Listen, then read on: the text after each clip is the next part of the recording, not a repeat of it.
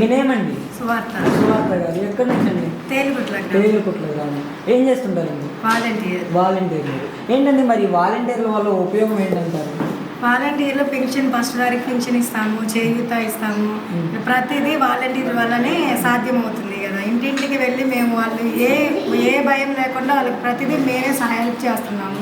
వాళ్ళు ఎక్కడికి వచ్చేది లేదు. వస్తే సచివాలయంకి రావాలి, లేదంటే మేమే వెళ్ళి వాళ్ళకి హెల్ప్ చేస్తున్నాము. మరి వాలంటీర్ల వల్ల ఉపయోగమే లేదు, వాలంటీర్లు అవ్వాతాతల దగ్గర డబ్బులు దోచుకుంటున్నారు అనేసి గతంలో పవన్ కళ్యాణ్ గారు అయితే మాట్లాడారు కదా, దాని గురించి మీరు ఏం చెప్తారు? అసలు వాళ్ళ పేదవాళ్ళు ముసలోళ్ళు కాబట్టే కదా వాళ్ళకి పెన్షన్ ఇచ్చేది. వాళ్ళ దగ్గర తీసుకోవడానికి ఏముంటుంది? వాళ్ళ దగ్గర నుంచి ఎవరు వాలంటీర్స్ అయితే మనీ తీసుకోరు. అసలు అలాంటి థాట్స్ కూడా ఉండవు ఎవరికి.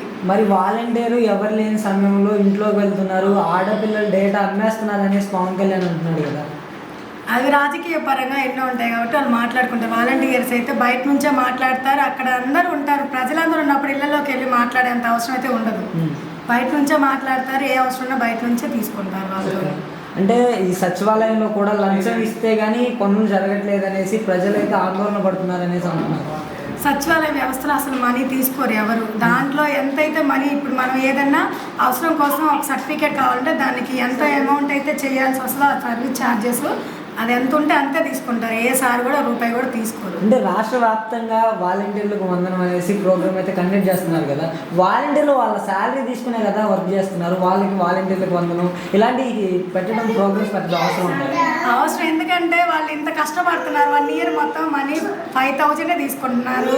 బయట శాలరీస్ 10,000 పైనే ఉంటాయి. 5,000 తీసుకొని కూడా వీళ్ళు మన ప్రజలు అనే ఇష్టంతో వాళ్ళు అది ఒక వర్క్ లాగా కాకుండా ప్రేమగా చేస్తున్నారు కాబట్టి దానికోసం వాళ్ళు ఈ పురస్కార అవార్డు ఇవ్వడం వల్ల వాళ్ళు ఇంకా ఎక్కువగా మోటివేట్ అయ్యి ఇంకా ఎక్కువ వర్క్ చేస్తారు. అంటే డబ్బులు తీసుకునే చేస్తున్నారు కదా, డబ్బులు తీసుకోకుండా అయితే సేవ చేయట్లేదు కదా వాలంటీర్. అసలు డబ్బులు తీసుకోకుండా సేవ చేయడానికి మరి వీళ్ళు కూడా బ్రతకాలి కదా. ఉపాధి లేని వారికి ఉపాధి కల్పించారు కాబట్టి దాన్ని హెల్ప్ చేస్తున్నారు. మాకు కూడా ఇప్పుడు 10th ఇంటర్ చదివాము, పొలం పని చేయాలి.